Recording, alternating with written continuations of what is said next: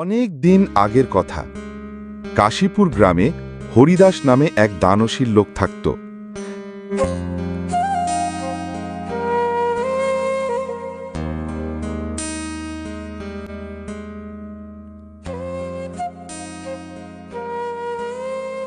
বাবা, কিছু খেতে দাও, গতকাল থেকে কিছু খাইনি। কাকা, আপনি আমার খাবারটাই খেয়ে নিন, আমি রাতে খেয়েছিলাম। ঈশ্বর তোমার মঙ্গল করুন বাবা, আজকাল এমন দানশীল লোক আর দেখা যায় না। হরিদাসের নিজের খিদে পেলেও সে কিছু না পেয়ে কাজে বের হয়। রাস্তায় রামলাল ডাক দিল, এই হরিদাস, আমার ধানের বস্তা তুলতে সাহায্য কর, খুব ক্লান্ত হয়ে পড়েছি। চলুন আমি সাহায্য করি।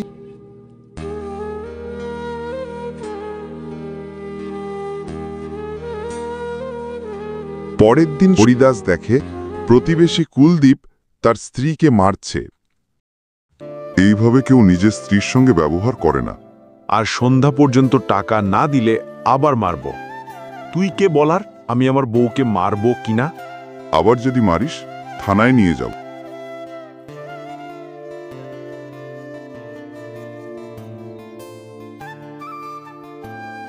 ওকে সরাতে হবে।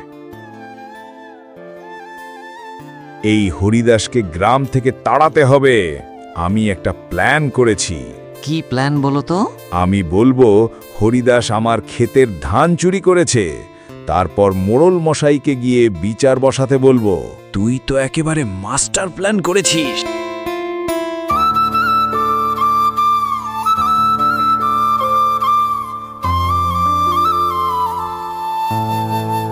মোড়ল মশাই, হরিদাস আমার ধান চুরি করেছে, আপনি বিচার বসান।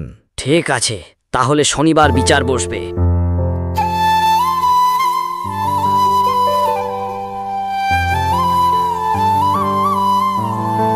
কে কে হরিদাসের পক্ষে সাক্ষ্য দেবে? সবাই জ্বরে পড়েছে আগের দিন, কেউই আসতে পারেনি।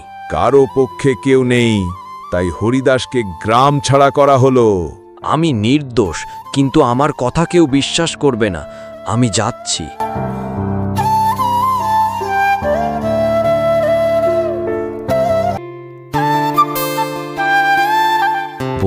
সত্যকে কেউ কখনো চিরকাল চাপা দিতে পারে না। গল্পটা যদি ভালো লাগে তাহলে অবশ্যই আমাদের চ্যানেলটি সাবস্ক্রাইব করে দিও। আর হ্যাঁ, পাশে থাকো সব সময়, কারণ সামনে আরো মজার মজার গল্প আসছে।